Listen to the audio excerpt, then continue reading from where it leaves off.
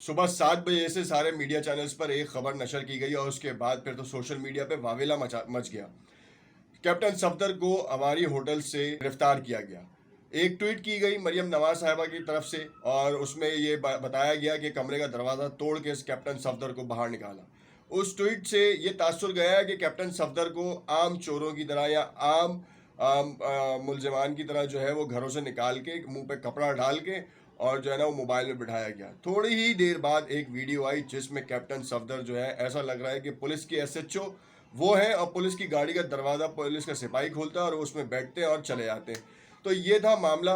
और ये कहा गया कि आईजी को जो है वो 4 बजे सुबह जो है अरेस्ट किया गया, अगवा किया गया मुतल्लिका इदारे जो उनसे बड़े इदारे थे उनकी तरफ से, और उनसे जो है वो ज़बरदस्ती ये काम करवाया गया। अब ये ज़बरदस्ती अगर ये काम आईजी से कराया गया तो दूसरों का क्या हाल होगा।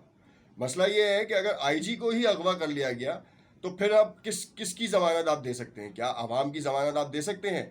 फिर आप ये देखें कि साबका 3 बार का वज़ीर आज़म जिसका दामाद वो खुद भी एक आर्मी से ही उसका ताल्लुक़ रहा है और उसके साथ अगर ऐसा हो तो कैसे मुमकिन है? तो चलें ठीक है, छोड़ दें, इस बात को भी छोड़ देते हैं और हम कहते हैं कि हो गया होगा। तो बकिया अफराद क्यों नहीं गिरफ्तार हुए? 11 बजे तक एक वावेला मचा मीडिया चैनल्स के ऊपर, भरमार थी कि ये हो गया, वो हो गया, यूँ हो गया। हुकूमती तर्जुमान हर घंटे पे आके जो है ना वो तफसीलात दे रहे थे, ऐसा नहीं है, वैसा नहीं है, यूँ नहीं है, वो नहीं है। मेरा सवाल सिर्फ ये है, अगर तो आपको जो है आप सीधा बात करते हैं फोर्सेस की, अगर फोर्सेस ने उठाया था तो उसकी फुटेज है आपके पास किसी की?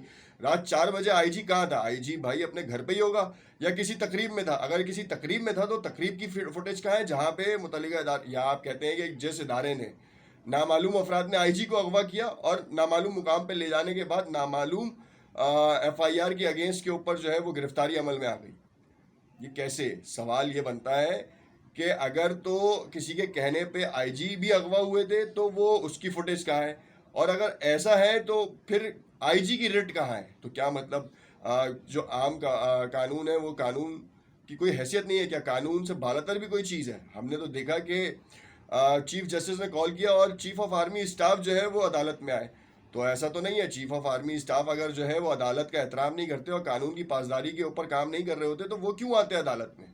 है कोई उनसे बड़ा इस वक्त? कौन है उसे? दो चीज़ें सबसे ज़्यादा अहम होती है, बल्कि 3 चीज़ें। एक चीफ जस्टिस ऑफ पाकिस्तान, एक प्राइम मिनिस्टर और तीसरा COS, chief of army staff. अब इन 3 लोगों को आप एक सतह पे रखते हैं, एक सतह पे देखते हैं। एक आपके मुल्क की तमाम सिक्योरिटीज़ को, इन सब को देखता है, दूसरा आपके मुल्क के हालात को देखता है, तीसरा इंसाफ को देखता है। क्या इंसाफ भी इतना गिर गया?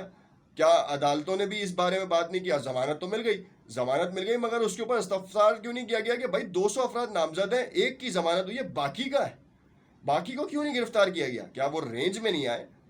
हमने देखा था कि पिछले दिनों निहाल हाशमी साहब के बेटे का एक मसला हुआ था तो वो स्टेशन गए, उनको पकड़ लिया गया।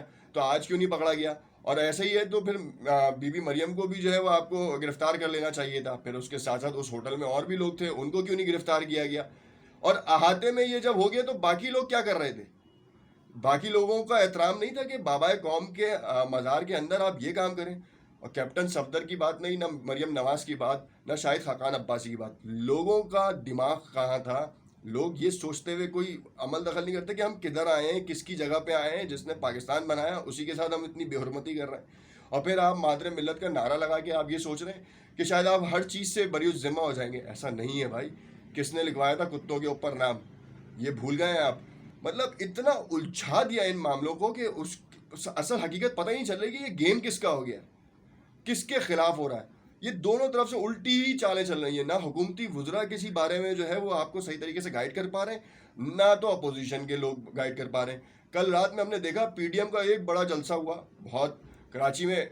पीडीएम का बाहर की जमातों का एमकेएम करती थी, उसके अलावा और किसी में इतना दम नहीं था कि कराची में इतने ज़्यादा। इमरान खान साहब का एक दफ़ा जलसा हुआ था दिसंबर में जिसमें लोग आए थे और उसमें भी जो है वो एमकेएम का ही बड़ा किरदार रहा है।